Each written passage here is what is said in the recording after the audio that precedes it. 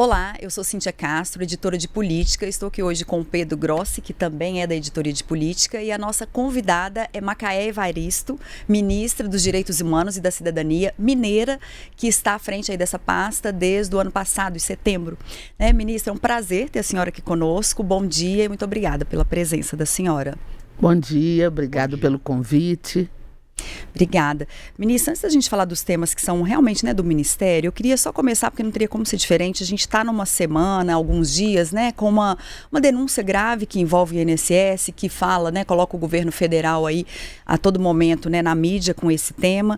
E a senhora, como a ministra dos Direitos Humanos, e é uma questão que atinge muitos beneficiários, aposentados, pessoas que qualquer real faz diferença na conta deles. No âmbito do Ministério dos Direitos Humanos, tem alguma ação que está sendo pensada ou feita? Eu queria que a senhora nos falasse um pouco disso. Bom, no âmbito do Ministério, o que nós trabalhamos, e esse é uma pauta para nós importante, que a gente vem produzindo não só material digital, para alcançar os idosos, como muitas oficinas para grupos de idosos, no que diz respeito a golpes digitais. Porque eu acho que o que a gente tem no Brasil? A gente tem um número de idosos significativos, que tem baixa escolarização, infelizmente a faixa etária, essa população foi uma faixa etária que está idosa hoje.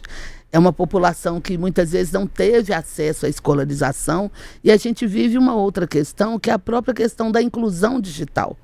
Então, também é um grupo, pela faixa etária, que não sabe muito bem lidar nesse ambiente digital. Eu falo que a gente tem no Ministério 2 focos de proteção específico no que diz respeito ao ambiente digital. As crianças e adolescentes e os idosos. Os idosos especialmente em função de golpes pela internet, que as pessoas vêm discutindo isso, e aqui quando eu estava na Assembleia Legislativa, isso era um tema também que foi muito debatido aqui na Assembleia, porque muitas vezes empresas financeiras, empresas de telefonia ligam para o idoso, ele não entende muito bem o que é a demanda que está sendo ali colocada.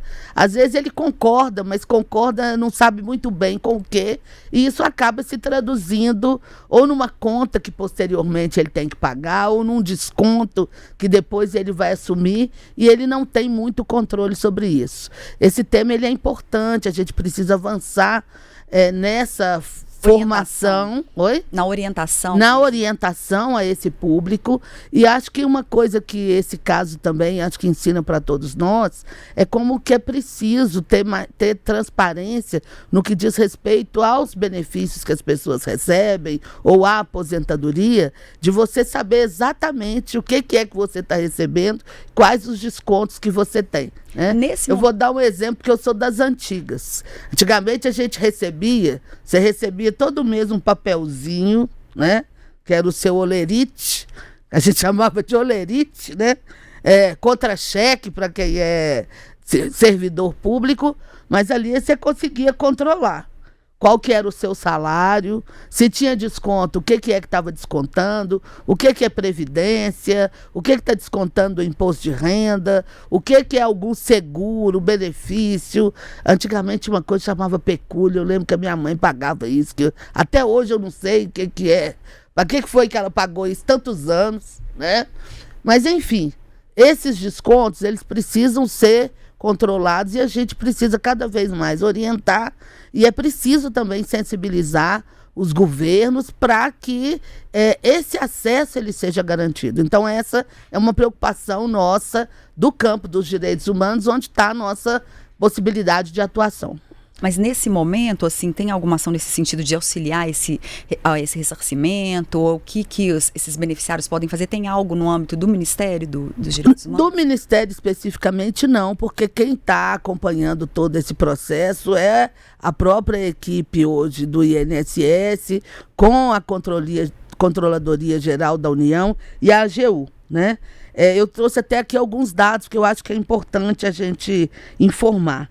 Que o próprio INSS começou a notificar os aposentados na terça-feira, dia 13, e apresentando um cronograma de ressarcimento. Então, a partir do dia 13, as pessoas que recebem aposentadoria vão começar a ser notificadas se teve desconto no site do aplicativo Meu INSS. Aí eu tenho que dizer, gente, os familiares têm que ajudar essas pessoas idosas, esses beneficiários, porque acessar o aplicativo nem sempre é fácil. Eu falo que esse é um debate constante para nós que estamos atuando nos direitos humanos e na política. A inclusão digital, ela está aí, mas não significa que todo mundo é incluído digitalmente. Então, essas pessoas precisam de orientação e a gente sempre orienta as famílias a auxiliarem, né? A partir de 14 de maio, quem for notificado deve informar se autorizou ou não o desconto. E se não tiver autorizado, pode pedir o reembolso. A entidade, ela precisa comprovar. A entidade que fez o desconto, ela tem 15 dias para apresentar ao INSS o comprovante se ela teve essa autorização ou não teve essa autorização. Caso ela não apresente o comprovante, ela vai ressarcir, né, também a União nesse caso. E caso a entidade não faça o ressarcimento, nem comprove a autorização, aí o INSS vai acionar a Advocacia Geral da União para as medidas cabíveis contra essas instituições.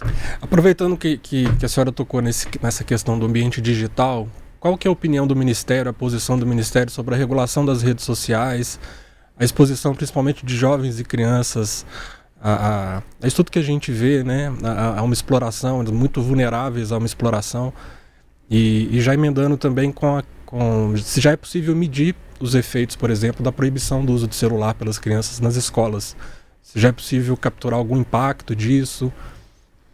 Bom, sobre a proibição do celular nas escolas, eu acho que assim, ainda não tem uma pesquisa específica, a gente ainda não tem muito acesso, recente, né? É muito recente. O que a gente tem são impressões, né? Sempre que eu encontro professores que estão atuando, estão em sala de aula, eu gosto de perguntar como que está sendo esse processo. E assim, o feedback que eu tenho tido, né? Aí, claro que isso não é uma pesquisa, é relatando primeiro a rapidez com que crianças e adolescentes se adaptaram a não ter o celular. Então, eu acho que isso é uma coisa interessante, porque tinha muita dúvida sobre isso, né? Vai ter muita resistência, vai ter muito problema, e a gente viu que isso não está se caracterizando. Uma outra coisa importante é uma observação sobre a maior interatividade de crianças e adolescentes no ambiente escolar com a proibição do uso do celular. Um com os outros, né? Então, assim, a pessoa deixar de existir em frente à tela, né? Porque eu falo que parece que entrou assim num túnel e aí ela perde completamente a possibilidade de interação com o seu entorno. Então, isso é bem interessante. Muitos professores têm relatado isso. Então, quer dizer, o recreio voltou a ter recreação, não é? Tem mais interatividade, muitas escolas, os estudantes estão criando várias atividades culturais, brincadeiras, prática esportiva. Então, eu acho que isso é muito saudável, né? É muito importante. Mas eu acho que com o tempo nós teremos estudos que vão nos mostrar. O que a gente tem são estudos que mostram exatamente o efeito do uso excessivo das telas, né? E aí tem estudos que demonstram como que os jovens eles estão mais propensos a crises de ansiedade, a depressão. É uma preocupação muito grande que nós temos lá no âmbito do Ministério dos Direitos Humanos, diz respeito às redes que operam no ambiente digital, né? Para além do risco da exposição de muito tempo diante da tela, que isso acaba interferindo do ponto de vista do desenvolvimento emocional, cognitivo, muitas vezes uma criança e um adolescente, diante de uma tela de celular, ele está interagindo com o desconhecido, né?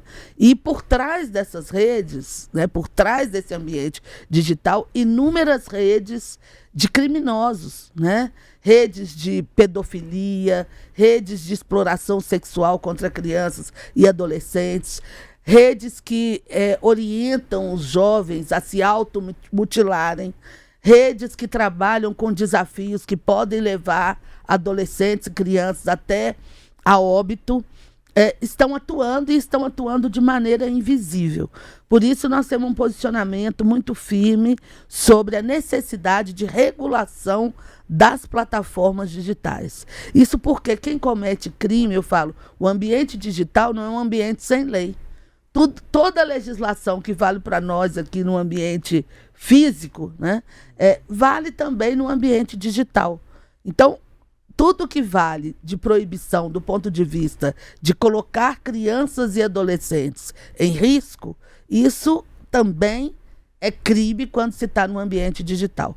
Então, hoje, né, nós estamos aí, dia 18, é o Dia Nacional de Enfrentamento ao Abuso e à Exploração Sexual contra Crianças e Adolescentes.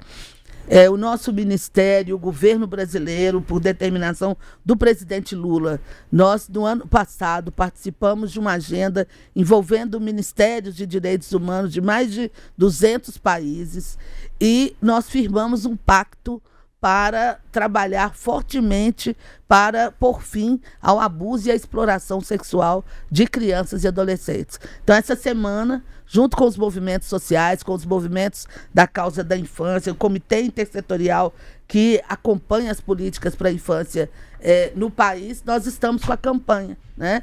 Que é a campanha que se repete todo ano, que é o Faça Bonito, contra a exploração sexual de crianças e adolescentes, e que o ambiente digital é um dos eixos desse trabalho. Isso que eu ia perguntar, nessa semana tem um foco principal? Seria essa questão do ambiente digital ou alguma outra questão que a senhora citaria que vai ser, está aí na mira do governo federal? Esse ano, o foco escolhido, né, por esse comitê, não é só o Ministério dos Direitos Humanos, a gente tem um comitê com participação de várias instituições da sociedade civil que atuam nessa pauta da proteção integral de crianças e adolescentes, escolheu como mote, né, o debate sobre o lar seguro. Isso porque os dados que a gente tem no nosso país, dados do Anuário Brasileiro de Segurança Pública, por exemplo, trazem o dado de mais de 60 mil denúncias de abuso e violência sexual contra crianças e adolescentes. E 60% desses casos acontecem no ambiente doméstico. Então, isso chama muita atenção. A criança, muitas vezes, os principais motivadores da violência e do abuso sexual está no ambiente intrafamiliar. Então, a gente precisa trazer também esse debate e essa consciência da prevenção, da observação, da gente romper com um certo pacto de silenciamento sobre essas situações. E é preciso a gente sensibilizar educadores, profissionais da área de saúde, os conselhos tutelares, profissionais da área médica, que nós precisamos enfrentar. E às vezes é um tabu dentro das próprias famílias, né? Qual a dica que a senhora daria até para os pais, assim, quando eles não são os abusadores, né? Do que eles precisam estar alerta ali dentro de casa? É muito difícil, né? Porque você às vezes tem caso que é um avô, às vezes é um tio, às vezes é um primo. Então, isso cria um constrangimento. Mas o que a gente precisa entender é que se você não denuncia, se você não toma as medidas cabíveis de proteção a essa criança, esse ciclo ele tende a se repetir, né? Então, quando a gente fala da proteção, é porque normalmente essa violência ela não acomete só uma pessoa na família. Às vezes passam gerações. Eu sou assistente social, já trabalhei muito em unidade básica de saúde e já acompanhei casos, né? Casos muito, a gente fala assim, são tragédias quase, vivenciadas pelas famílias. Então, é preciso ter a denúncia, é preciso que as pessoas sejam responsabilizadas, é preciso uma rede, né, efetiva de proteção que incorpore a saúde, porque essa criança precisa de acolhimento, muitas vezes a família precisa de acolhimento, porque não é fácil lidar com essa situação. Mulheres muitas vezes precisam de acolhimento. É importante a gente avaliar que muitas vezes esse abusador ele também tem algum poder econômico sobre essa família, sobre essa criança. Então, é muito importante que a rede e o sistema de garantia de direitos funcione. E a internet entra nisso também, assim, os pais estarem atentos com essa questão das redes sociais, né, do acesso às telas. Muito importante. Nós lançamos um guia, eu quero divulgar. Esse guia está publicado na página do Ministério. Foi um guia produzido pela SECOM, que é um guia de telas, orientações para educadores, para profissionais que atuam na pauta da criança e do adolescente, mas principalmente, eu falo que esse guia, toda família deveria ler esse guia, que faz uma orientação. E ele traz orientações como, a partir de que idade uma criança deve ter acesso a uma tela de smartphone? Um bebê com 9 meses, com 1 ano e meio, ele deve estar com um celular na mão, né? A partir de que idade um adolescente ele pode ter o seu próprio telefone celular? Então, dicas como essa e outras mais orientadas, com discussão, com orientações de especialistas, de estudiosos, estão disponíveis nesse guia, que é importante, que é fundamental para as famílias. O que acontece? Muitas vezes, a tela do celular, ela aproxima da criança e do adolescente um desconhecido. Eu falo, na minha infância, a mãe da gente falava, não conversa com estranho, não é? Mas hoje você conversa com muito estranho por meio desse celular. Da mesma forma, crianças estão sendo expostas a ambiente de jogos digitais, né? Viciando em jogo. Muito jovem. De aposta, né? Jogo de aposta. E a gente eu tenho discutido essa questão da regulamentação por várias entradas, seja pelos idosos, mas eu digo que hoje as pessoas elas têm um cassino de bolso. Num país que já proibiu o jogo de azar, porque sabe o efeito nefasto que esses jogos têm na economia doméstica, na economia familiar, porque tem gente que perde o dinheiro de colocar comida na mesa, jogando e apostando nessas bets. Hoje, as pessoas estão expostas no celular e crianças, muitas vezes, ela entra numa brincadeira, um joguinho simples de caça-palavras, por exemplo, que você poderia pensar, é um jogo para alfabetização, mas naquele jogo ali, entra pessoas conversando com ela e dali a pouco ela não está mais nesse universo. As famílias têm que acompanhar, né? Eu venho de uma geração que a mãe da gente não deixava a gente ficar no quarto com a porta fechada, né? Aí eu falo, hoje além de ficar no quarto com a porta fechada, muitas vezes fica em frente uma tela que tem o mundo, né? A portas fechadas. Então, eu acho que é um tema importante e que a gente precisa dialogar sobre ele. Nisso eu queria apertar, são muitos temas, né, que a gente gostaria, não tem tempo para tudo, mas eu queria focar numa questão que é da ditadura militar, né, no combate aos efeitos, para que sejam lembrados e não repetidos. Tem uma questão que até ela foi muito falada logo depois da repercussão do filme, ainda estou aqui, que é a retificação das certidões de óbito. Se não me falha, assim, são acho que mais de 400 no Brasil, mais de 60 em Minas, que estão para ser retificadas como não causa como de morte natural, mas sim a violência do Estado. Tem algum avanço nisso, algum número que que aumentou ou não, ou quando que isso vai ser regularizado? As certidões, elas estão no processo de confecção, né? Foi feita uma primeira tiragem, nós fizemos uma revisão, tinha erros, porque é muito importante que nesse documento retificado, que muitas vezes estava colocado como causa indefinida, que seja efetivamente registrado os motivos, que aquela pessoa, ela morreu em função da violência do Estado, por uma visão diferente de política. Isso é muito importante para as famílias, né? Mas também para que a gente fala dos processos de reparação, de violação de direitos humanos, que é um princípio da não repetição. trazer a memória e trazer a verdade é fundamental para que as novas gerações saibam o que aconteceu e para que a gente esteja atento e lute para que isso não se repita, né? Então, nós estamos no processo de confecção dessas certidões e nós faremos, né? Teremos cerimônias de entrega dessas certidões em todos os estados brasileiros. É um número significativo, são mais de 400. Tem pessoas, né, Minas Gerais, tem muitas pessoas aqui do nosso estado e brevemente a gente deve começar o processo de entrega. Não tem uma data assim ainda que você não tem, porque quem coordena esse trabalho é a Comissão de Mortos e Desaparecidos Políticos. Esse é um dos trabalhos que essa comissão coordena, mas a gente tem um trabalho amplo. Nós estamos trabalhando na identificação. Recentemente eu fiz um pedido de desculpa em nome do Estado brasileiro àquelas pessoas que tiveram seus corpos sepultados de maneira indigna, né?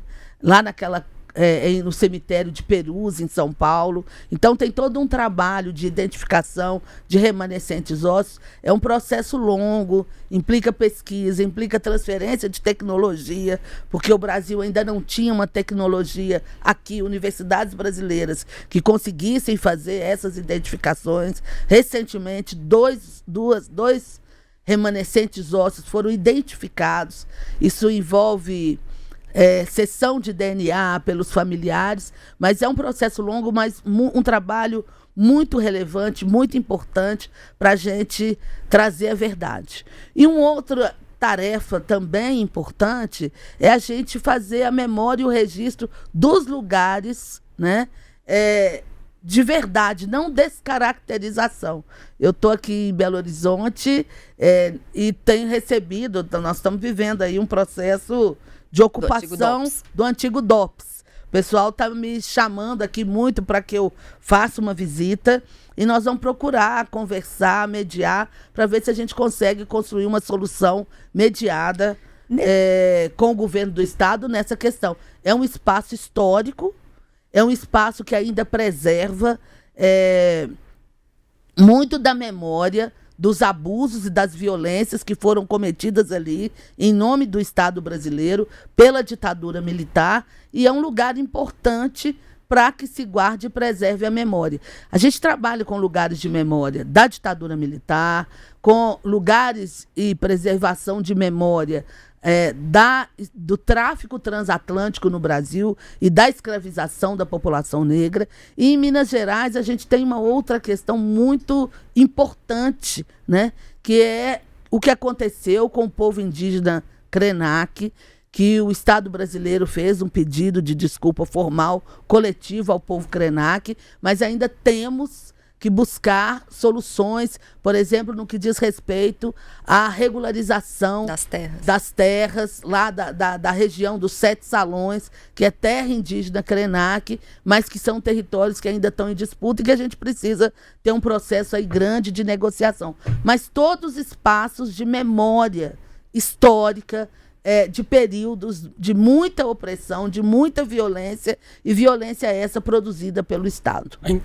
Perdão. Não, desculpa, só voltando no DOPS, quando a senhora citou, o governo do Estado, na avaliação da senhora, há uma certa má vontade, porque é um projeto que já é antigo, né, de transformação daquilo ali num memorial de direitos humanos. Ele está ocupado agora desde abril, os manifestantes reclamam que querem um diálogo mais aberto e que, né, na avaliação deles não tem. Teve uma tentativa do governo do Estado agora de reintegração de posse, porque, né, a justificativa é que eles precisam sair para que o governo possa tocar a questão do memorial, mas fato é que já tem vários anos. Há uma certa má vontade, às vezes, de fazer esses projetos andarem, no caso do DOPS? No Brasil, nós temos, de maneira geral, muita dificuldade, né, de avançar com o reconhecimento da memória e da história. Às vezes por ignorância mesmo, por as pessoas não compreenderem o valor que isso tem, mas construir a democracia, né, faz parte da construção da democracia, a gente também guardar essas marcas do que é um período autoritário, inclusive para não ter banalização, porque muitas vezes as gerações vão se sucedendo e e pode-se correr o risco de uma tentativa de banalização de processos históricos que foram muito violentos e que podem voltar a ser muito violentos. A democracia ela precisa ser defendida todos os dias. Logo que eu assumi o Ministério dos Direitos Humanos, a secretária Ale Portela, que é minha colega deputada na Assembleia Legislativa de Minas, nós tivemos uma reunião, ela foi a Brasília e ela tinha me dito do interesse em recuperar esse prédio e fazer ali o memorial, o centro de referência. Eu não sei se essa posição mudou. Né? Então, eu estou chegando aqui hoje, não especificamente... Não, o governo fala que ainda está mantido. Para essa pauta, mas eu tenho hoje reunião, eu tenho um evento no Tribunal de Contas do Estado, eu vim para uma agenda da população cigana no município de Ibirité, mas estou tentando aqui correr um pouquinho com a minha agenda para ver se eu ainda consigo fazer uma visita lá a esse espaço, mas o que nós queremos é poder trabalhar, o que eu sei de informação é que a Comissão de Direitos Humanos da Assembleia Legislativa, deputada Bela Gonçalves, tem atuado nessa questão e que está marcado uma mesa de negociação. Eu acho que a gente precisa sentar nessa mesa de negociação, fazer os acertos necessários, a pactuação e entregar para o município de Belo Horizonte e para o estado de Minas Gerais esse memorial, porque é um lugar muito importante para trazer a história, a concretude do que foi a violência dos anos de chumbo no nosso país. Ainda sobre essa memória desse período, tem o prédio do Memorial da Anistia da UFMG, ali no bairro Santo Antônio. Recentemente, em entrevista, a senhora disse que havia uma intenção do governo federal de ceder esse espaço para a UFMG. Em que estágio que está esse processo atualmente? Esse prédio está com cessão provisória para a UFMG, porque esse prédio ele não está no meu ministério. Ele estava na SPU e a guarda provisória foi concedida à Universidade Federal de Minas Gerais. Ali a gente fala o prédio, mas assim, tem uma construção antiga, que era o coleginho, e tem um prédio que foi construído no fundo, porque a estrutura do antigo coleginho ele não comportaria um memorial da anistia. O prédio atrás é um prédio que ele está pronto, assim. Eu não visitei, né? Mas eu já tive conversas com a reitora Sandra, que esse prédio ele tem condições de, com pouco investimento, receber todo o material que a universidade tem para instalar ali esse memorial da anistia, da democracia, que eu acho que é também importante para o nosso país.